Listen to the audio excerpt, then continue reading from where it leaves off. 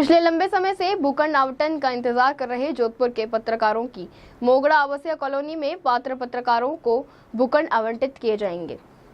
पिछली सरकार के अंतिम महीनों के फैसलों का रिव्यू करने के लिए गठित मंत्रिमंडल उप समिति ने मोगड़ा पत्रकार आवासीय कॉलोनी को सही मानते हुए प्रक्रिया को आगे बढ़ाने की सहमति दी है।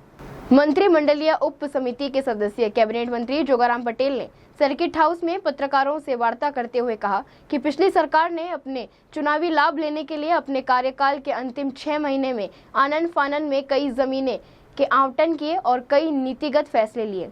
उन फैसलों का रिव्यू करने के लिए मंत्रिमंडल उप समिति का गठन किया गया था। कमेटी ने सभी प्रकरणों पर चर्चा करने के बाद अपनी रिपोर्ट तैयार की है और जल्द ही ये रिपोर्ट मुख्यमंत्री भजनलाल शर्मा को सौंप दी जाएगी और वह इसे स्वीकृति देंगे। उन्होंने कहा कि इन निर्णय में जोधपुर के मोगड़ा पत्रकार आवासीय कॉलोनी का प्रकरण था। कमेटी ने इस प्रकरण को सही माना और अब पत्रकारों को जल्द ही भूखंड आवंटित किए जाएंगे।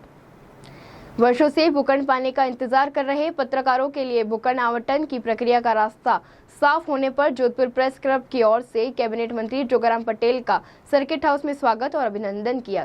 केवल जनहित में है, जिनका जो भी राशि तय हुई वो राशि जमा हो चुकी है, पोजीशन भी दिया जा चुका है और उसकी लीज डीड जो भी कागज बनते वो भी निष्पादित किए जा चुके हैं। तो हमने पाया कि ये बिल्कुल विधिवत है और इसमें कोई भी ऐसी बात नहीं है जिससे इसकी और आगे समीक्षा की जाए। उनको हमने सबने फ्री किया और उसमें से आपका इशू भी उसमें शामिल है।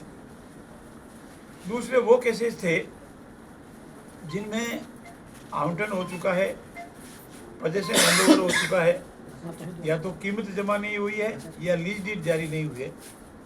उनको भी हमने कहा है कि इसकी लीज डीड जारी की जावे और पोजीशन दिया जावे।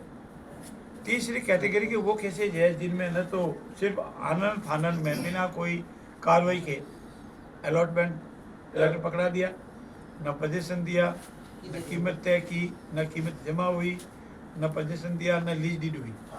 तो उनको भी जो भी समाजों के हित में हैं उनको हमने एकदम समाप्त नहीं करके विभाग को भेजे हैं, चाहे वो यूडीएस के अलॉटमेंट है या रेवेन्यू डिपार्टमेंट के अलॉटमेंट, दो ही डिपार्टमेंट के अलॉटमेंट, या यूडीएस ने किए या रेवेन्यू डिपार्टमेंट ने। हमने उनको ओपन रखा कि आप विभाग में वापस जाइए, अपना आवेदन कीजिए। अगर आपका ज़रूरत के मुताबिक है, समाज हित में है, तो विभाग पुनः आपका आवंटन करेगा और भविष्य की सारी प्रक्रिया की जाएगी।